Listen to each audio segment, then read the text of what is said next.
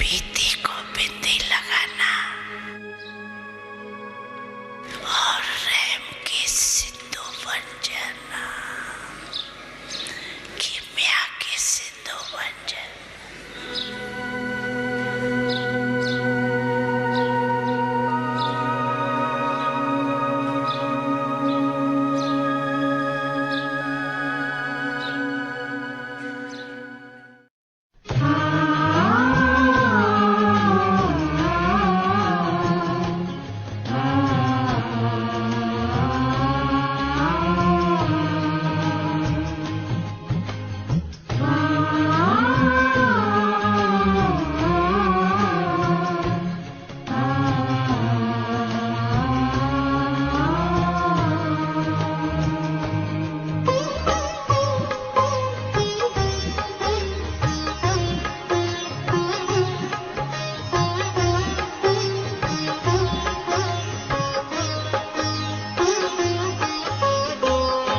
मन पंछी तू उड़ जा वतन में, रुत है ये प्रभु मिलने की।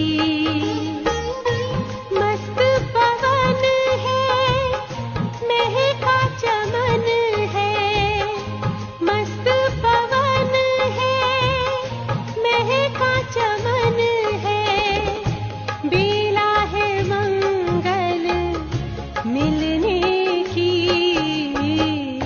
मन पंछी तू उड़ जा वतन में, रुत है ये प्रभु मिलने की।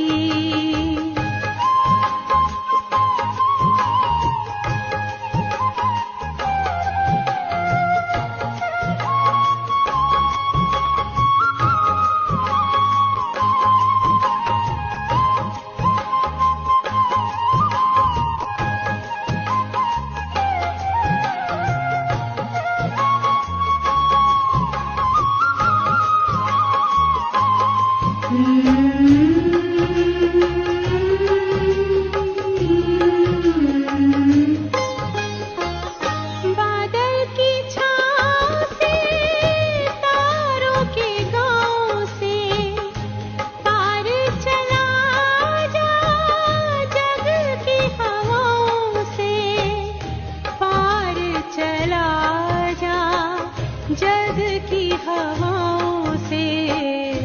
छोड़ के पीछे नील गगन को, ये घड़ी है प्रभु मिलने की। मन पंछी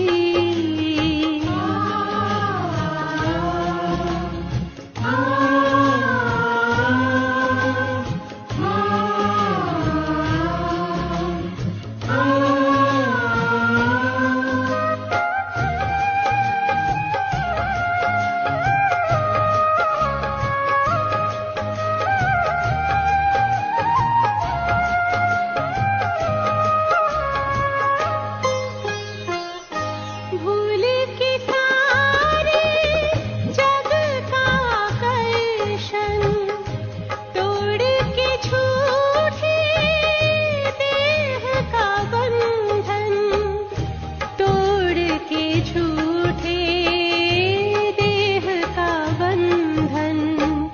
उड़ जा प्रेम के पंख लगा कर, दिल में लगन अब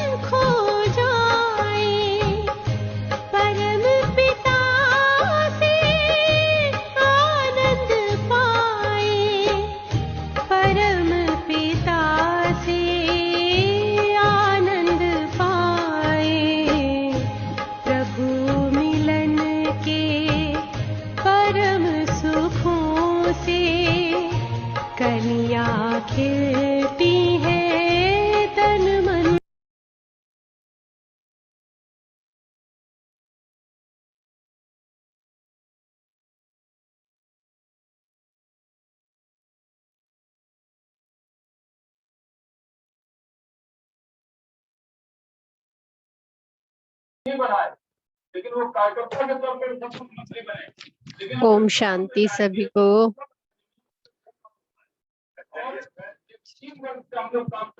हाँ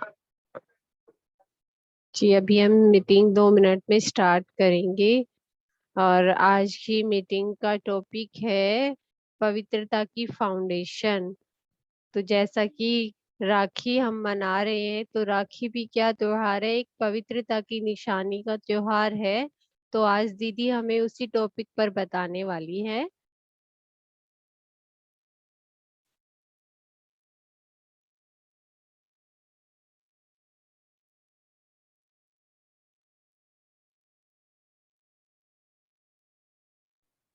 ओम शांति।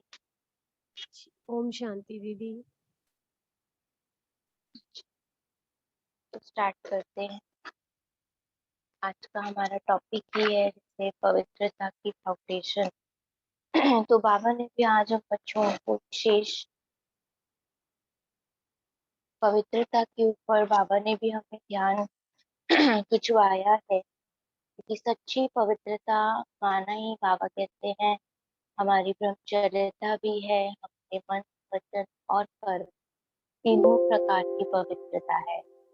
लेकिन हमारी पवित्रता का फाउंडेशन क्या होना चाहिए, जिस आधार पर हमारी पवित्रता सदा बनी रहे, सदा टिकी रहे उस पर हमारी स्थिति। उसके लिए बाबा ने कई बार हम बच्चों को समय प्रति समय इस बात की समझानी दी है, जो हम रोज भी सुनते हैं कि किस तरह से अगर हम अपना पहला पाठ पक्का करते हैं, तो वो पहला पाठ क्या है? हमारा पहला पाठ ही है आत्मिक स्मृति का पाठ। वो पाठ जितना हमारी बुद्धि में पक्का रहता है, उतना माना ही बाबा कहते हैं वो हमारी पवित्रता है। क्योंकि देह की स्मृति में रहना भी अपवित्रता ही माना जाता है। बाबा कहते हैं कि जब हम अपने को आत्मा निश्चय करते हैं कि मैं आत्मा हूँ, तो आत्मा फिर आत्मा को ही देखेगी, वरना किसी अन्य को देखेगी तो भी क्या अनुभव होगा कि वो भी आत्मा ही है। तो जब आत्मा आत्मा को देखती है, शरीर को नहीं देखती, तो ये अलौकिक दृष्टि जो किसी को भी देखती है तो वो आत्मिक रूप में ही देखती। और जब हम हर एक को आत्मा देखते हैं, स्वयं को भी आत्मा निश्चय करते हैं, तो ना स्वयं की कोई अवगुणों की स्मृति आती है, ना किसी अन्य आत्माओं की कोई कमी कमजोरी या अवगुण दिखाई देते हैं। बाबा कहते हैं कि जब हमारी दृष्टि अलौकिक होनी चाहिए, लेकिन लौकिक को भी अलौकिक में परिवर्तन करने की कला हम बच्चों के पास होनी चाहिए। क्योंकि सारा दिन में हम कार्य व्यवहार में रहते हैं, घर परिवार में रहते हैं, तो वो तो लौकिक संबंधी हमारे सामने होते हैं। उन लौकिक संबंधों को भी हमने निभाना है, अच्छी रीति निभाना है। तो बाबा कहते हैं ये कला हमारे अंदर होनी चाहिए कि हम अलौकिक दृष्टि रखें, अलौकिक वृत्ति रखें, अलौकिक वृत्ति रखें। इस आत्मिक स्वरूप की माना जो पहला पाठ है हमारा आत्मा का, इस आत्मिक स्मृति के अभ्यास की कमी होने के कारण ही ये पहला पाठ हमें पक्का नहीं होता, तो स्वयं पर अटेंशन भी हमारा कम रहता है। क्योंकि देह को देखा, देहधारियों को देखा, तो अन्य भी हमें क्या दिखाई देंगे? देह ही दिखाई देंगे। तो इसका सबसे पहला नुकसान क्या होता है कि हमारा अटेंशन स्वयं पर नहीं रहता, दूसरों पर रहता है। क्योंकि स्वयं की देह तो इतना सहज दिखती नहीं है, सामने तो देखना जरा ज्यादा सहज होता है। इसलिए बाबा कहते हैं कि जब हमारी अलौकिक स्थिति होती है, तो हर एक की शुभ भावना और कल्याण की भावना से जब हम संपर्क में आते हैं, तो इसी को कहते हैं अलौकिक जीवन की अलौकिक वृत्ति।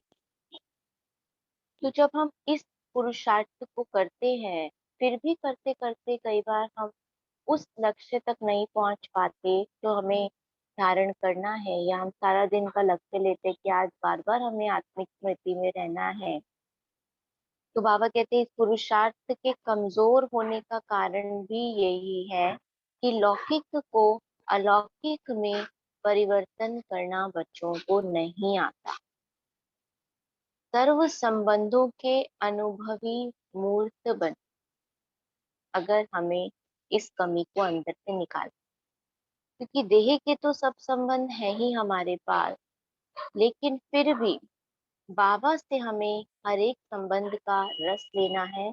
इसीलिए बाबा कहते हैं कि ऐसे हर संबंधों के अनुभवी मूर्त बनो, तो लौकिक संबंध में किसी भी तरह की आकर्षण नहीं हो। साथ साथ दूसरा क्या कमी आ जाती है कि आकर्षण तो रहती है, लेकिन साथ साथ हर एक के प्रति हमारी कंप्लेंट्स भी रहती है। बाबा कहते हैं क्योंकि हम अपने कंप्लीट स्वरूप को याद नहीं करते, तो हमारी हर एक आत्मा के प्रति या किसी विशेष आत्माओं के प्रति कोई ना कोई प्रकार की कंप्लेंट भी बनी रहती है। तो जितना हम इस अभ्यास को पक्का करते जाते हैं कि मैं देही हूँ और अपने संबंधों को अलौकिक बनाते जाते हैं, अन्य आत्माएं भी देह स्वरूप में ना उन्हें देखकर देही रूप में देखकर हम अभ्यास करते हैं, तो उन आत्माओं के द्वारा भी हमें सहयोग प्राप्त होता है।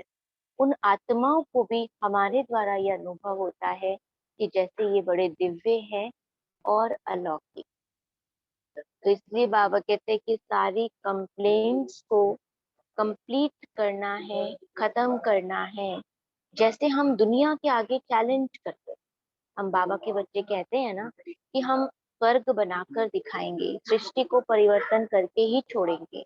हम भगवान के मददगार बने हैं, तो हम ये परिवर्तन अवश्य करें। बाबा कहते हैं आप दुनिया को चैलेंज करते हैं, तो क्या अपने के चैलेंज को, अपने आप को जो चैलेंज करना है वो हम भूल जाते हैं? तो हमारा अपना चैलेंज क्या है? स्वयं को स्वयं परिवर्तन करने। जो बाबा ने हमें समझ दे दी, ज्ञान दे दिया, नॉलेज दे दी, अब बाबा कहते हैं आप बच्चों का ये कर्तव्य बनता है कि आप स्वयं को परिवर्तन करें। तो ये पहली बात है, हमारे फाउंडेशन को, पवित्रता के फाउंडेशन को अगर हम मजबूत करना चाहते हैं, तो हमें ये जो पहला पाठ बाबा ने पढ़ाया है, आत्मिक स्मृति का, आत्मिक दृष्टि का, इसका अभ्यास बहुत ज्यादा है। दूसरी बात है, सदा मस्तक पर 3 विशेष अधिकार की लकीरें खींचनी। जैसे बाबा कहते हैं 3 विशेष अधिकार के लकीरधारी बनो। अब वो 3 लकीरें कौन सी हैं जो हमारे एक्चुअल अधिकार हैं और हम उनकी विस्मृति में आ गए, लेकिन हमें उसकी विस्मृति में नहीं रहना, उनकी स्मृति में रहते हुए अपने को उन अधिकारों का अनुभवी स्वरूप बना। तो वो 3 विशेष अधिकार की लकीरें कौन है? इसमें सबसे पहली है सुख के अधिकार की लकीर, दूसरी है शांति के अधिकार की लकीर, और तीसरी है पवित्रता के अधिकार की लकीर। तो सुख, शांति और पवित्रता ये हमारा अपना अधिकार है, लेकिन हम क्या कहते हैं, क्या करें, दुख तो महसूस हो ही जाता है, दुख तो अनुभव होता ही है। तो बाबा कहते हैं इसका मतलब आपने अपने उस सुख स्वरूप को, सुख की लकीर को विस्मृति में ले आए। जो बाबा के बच्चे हैं, जो बाबा का टाइटल है, वही हम बच्चों का भी टाइटल। तो बाबा कहते हैं मेरा टाइटल क्या है? दुख हरता, सुख करता। तो बच्चों का भी टाइटल है मास्टर दुख हरता, सुख करता। तो जिनकी ये सुख की लकीर, सुख के अधिकार की लकीर पक्की होगी, लंबी होगी, गहरी होगी, बाबा कहते हैं उन बच्चों को दुख की लहर छू भी नहीं सकती। उन बच्चों को दुख की महसूसता होगी ही नहीं अगर इसको अपना अधिकार मानकर चलते हैं। उनके लिए दुख शब्द भी जैसे उसकी भी अविद्या हो जाएगी। तो वो क्या स्मृति में रखते होंगे जो उनको इस सुख के अधिकार की लकीर उनकी पक्की होगी। बाबा कहते हैं उसके लिए पुरुषार्थ है। सबसे पहला उनकी स्मृति में रहेगा वहा मीठा ड्रामा वहा। वो ड्रामा को सदा मीठा मानकर, एक्यूरेट मानकर, अच्छा मानकर चलते रहे। दूसरी बात उन्हें क्या स्मृति में रहेगी, वहां हर एक पाठधारी का पाठ। क्योंकि अपवित्रता तभी मन में आती है, कोई संकल्प विकल्प तभी मन में आते हैं जब हम समय को दोष देते हैं कई बार, या फिर हम किन्हीं आत्माओं को दोषी ठहराते, तो उनके प्रति हमारी भावना जो है नेगेटिव हो जाती है, व्यर्थ हो जाती है, अपवित्रता की हो जाती है। तो बाबा कहते हैं कि ये सुख के अधिकार की लकीर जिनकी गहरी होगी उनको दुख टच नहीं करेगा। उनको इन दो बातों की स्मृति सदा रहेगी कि वहाँ मीठा ड्रामा वहाँ, और वहाँ हर एक पाठधारी का पाठ वहाँ। मास्टर सुखदाता बन स्वयं को सुख के झूले में सदा झुलाते रहे। सिर्फ स्वयं नहीं, लेकिन औरों को भी वो सुख की वाइब्रेशन अवश्य देंगे। कौन?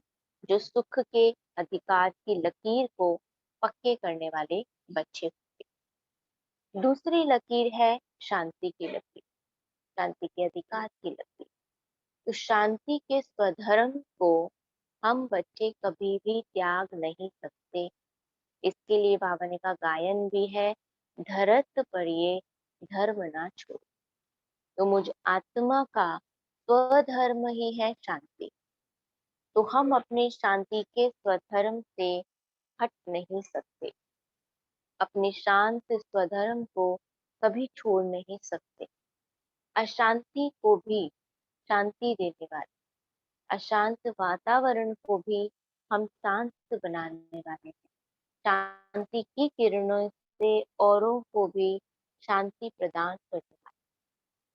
तो बाबा कहते कुछ भी हो जाए, अपने शांति के धर्म को, शांति के अधिकार को ऐसे बच्चे कभी नहीं छोड़ सकते जिनकी शांति के अधिकार की लकीर गहरी होगी, पक्की होगी, स्पष्ट। फिर तीसरी बाबा ने लकीर बताई पवित्रता की, प्योरिटी के अधिकार की लकीर। ये तीनों ही हमारे अधिकार है, और जो चीज हमारा अधिकार होती है उसको हमें मांगना नहीं पड़ता, वो असल में हमारी चीज ही होती है। तो बाबा हमें ये स्मृति दिलाते हैं कि पवित्रता तो आपकी अपनी शक्ति है, जिनकी चलन से, चेहरे से प्योरिटी की पर्सनालिटी और रॉयल्टी का अनुभव हो, उन बच्चों को कहते हैं कि ये पवित्रता के अधिकारी, जिसमें लौकिक जीवन भी अलौकिक पर्सनालिटी का दिखाई। कोई हमें देखे तो वो ये ना कहे कि ये लौकिक जीवन है इनका, उनको लगे कि ये रहते तो लौकिक की तरह है, लेकिन फिर भी इनके जीवन में अलौकिकता बहुत। उनको भी प्योरिटी, उनको वो पर्सनालिटी, रूहानियत की खुशबू हम बच्चों के द्वारा अनुभव हो। वो बाबा बता रहे हैं इसमें कि वो है पर्सनालिटी, वो है रॉयल्टी।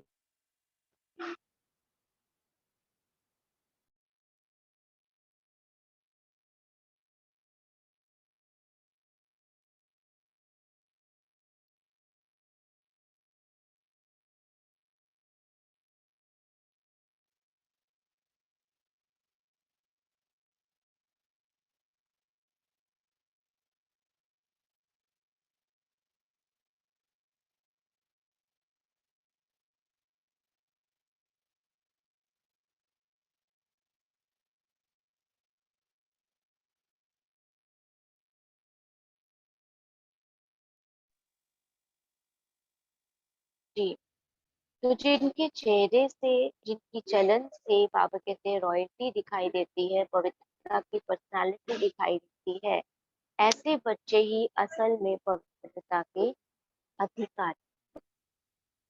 तो अगर ये तीनों अधिकारों की स्मृति हमें रहती है, ये तीन अधिकार, इन लकीरों को हम पक्का रखते हैं, तो ये भी हमारी पवित्रता की फाउंडेशन को और मजबूत करती है। तीसरी बात बाबा ने बताई हुई है सच्चाई। सच्चाई माना बुद्धि की सफाई, ये भी प्योरिटी में गिना जाता है। ये भी हमारी प्योरिटी की पवित्रता की नींव को पक्का करती है। बाबा हमें समय प्रति समय बताते हैं कि हमारी बुद्धि पवित्र कैसे हो, हमारी बुद्धि क्लीन कैसे हो, स्वच्छ कैसे हो। तो बाबा कहते हैं अस्वच्छ होने का कारण क्या है कि बुद्धि में जब ज्यादा संकल्प चल, बुद्धि में जब संकल्पों की जो क्वालिटी है, जो क्वांटिटी है, वो उतनी बेस्ट नहीं होती जितनी होनी चाहिए, तो भी इम्प्योरिटी आ जाती। अगर ज्यादा संकल्प है तो नेचुरल है उसमें वेस्ट थॉट्स भी ज्यादा होंगी, इम्प्योर थॉट्स भी ज्यादा होंगी।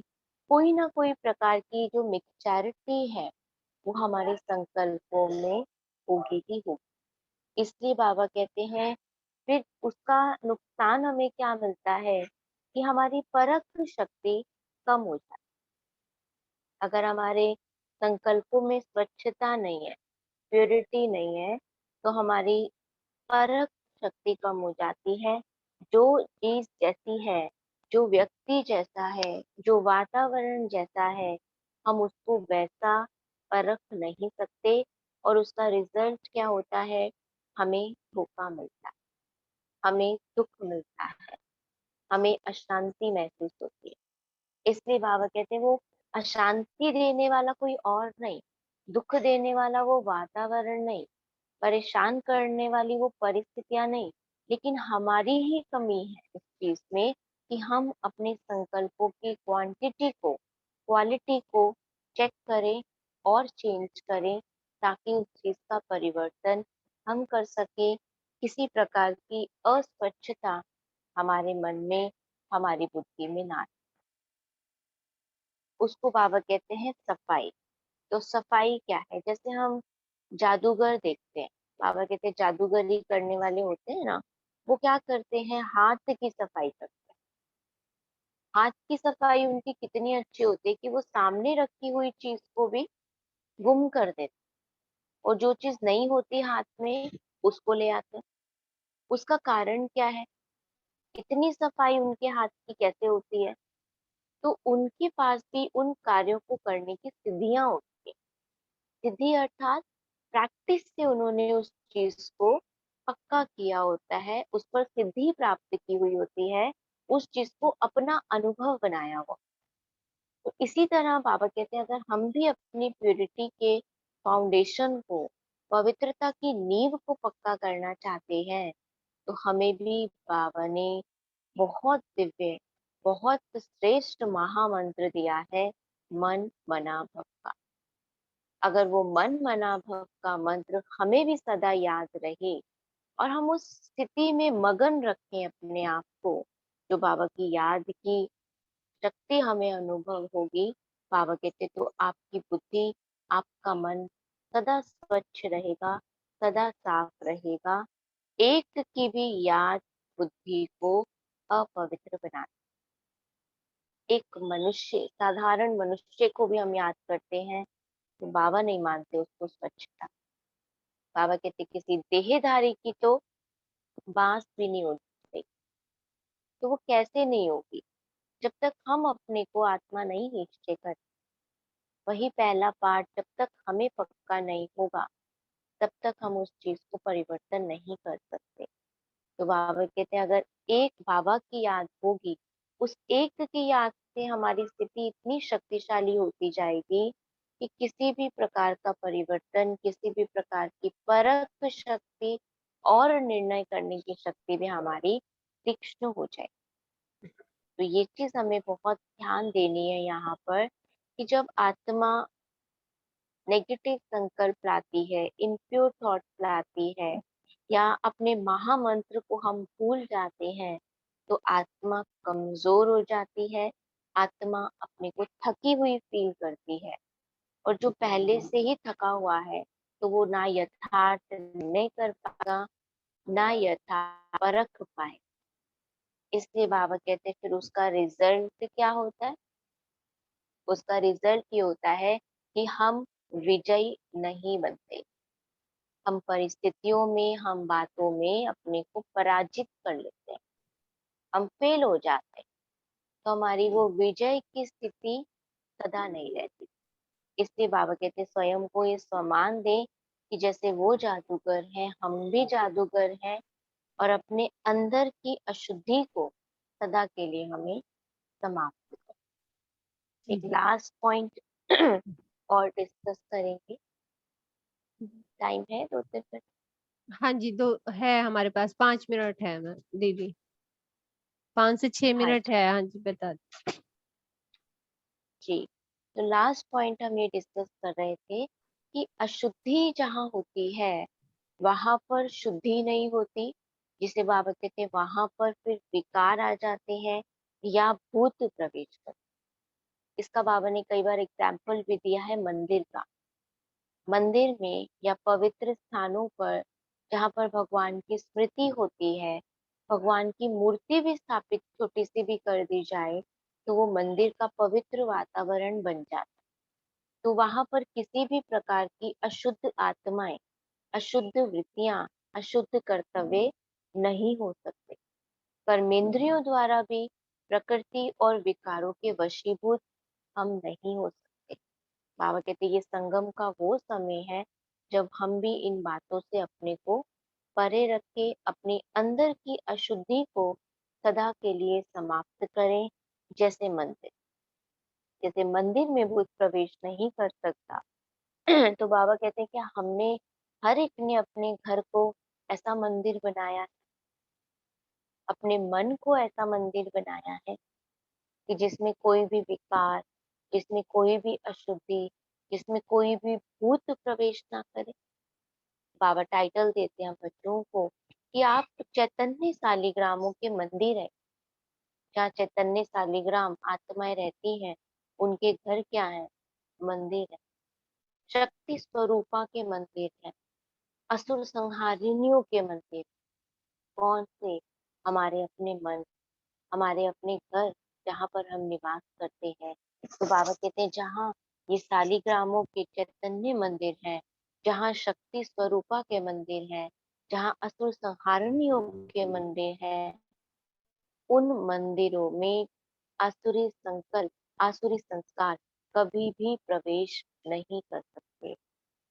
तो अगर थोड़ी भी अंदर अशुद्धि होती है तो वो हमारी शुद्धता को भी कम करती जाती है। देखते ही हम किसी स्थान को हम साफ रखते हैं तो कोई चाह करके भी वहां गंदगी नहीं फैला सकता।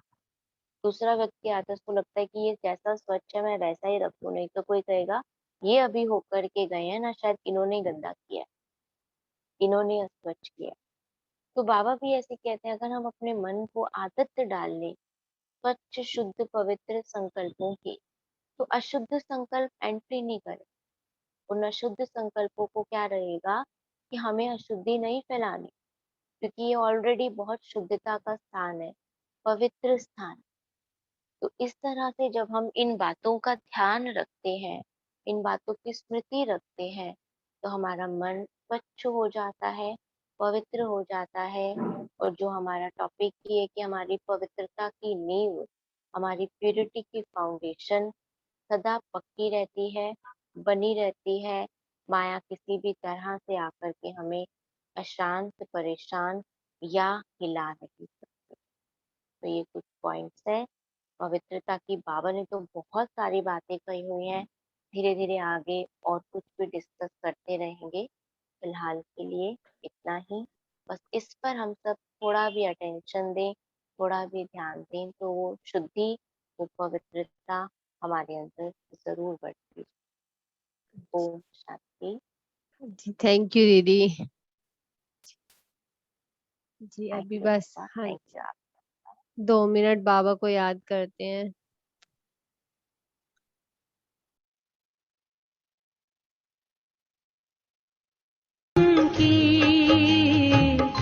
मन पंछी तू उड़ जा वतन में, रुत है ये प्रभु मिल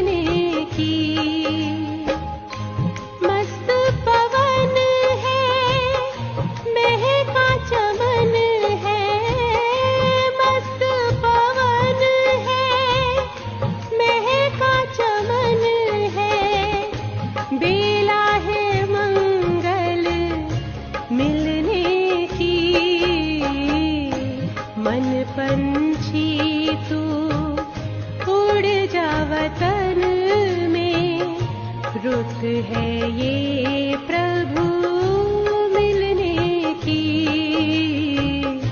मन पंछी।